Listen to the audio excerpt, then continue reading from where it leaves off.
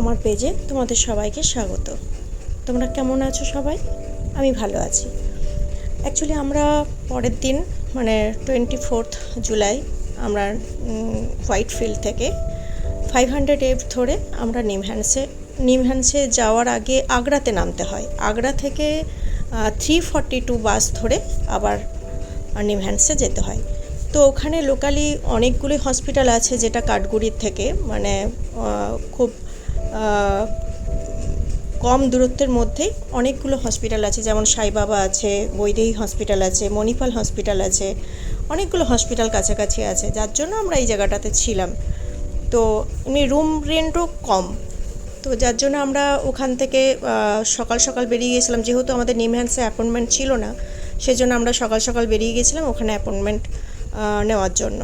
তো সঙ্গে সঙ্গে গিয়ে পরে ওখানে 100 রুপিস রেজিস্ট্রেশনের জন্য লাগে। তো গিয়ে ভোর লাইন দিতে হয়, কারণ আমরা 5টার সময় বেরিয়েছিলাম, 6:30টার মধ্যে পৌঁছে গিয়েছিলাম। তো 8:30টার মধ্যেই ওখানে কমপ্লিট হয়ে যায় রেজিস্ট্রেশন। তো সেদিনটা শুধু রেজিস্ট্রেশনের জন্যই টাইমটা ওভার হয়ে যায়। তো ও গিয়ে পরে লাইন দিয়েছিল, বাঁ দিকে গিয়ে পরে লাইন দিয়েছিল, আর আমরা ডান দিকে গিয়ে পরে পেশেন্ট থাকবে এখানে। তারপরে আমরা চলে যাই নেক্সট রুমে। সেখানে গিয়ে পরে ওখানে ডিসকাস হয় কে কোন রুমে যাবে বা কোন কোন ডাক্তারের আন্ডারে পড়বে। তো সেগুলো সেখানে টোটাল ভেরিফিকেশান হয়।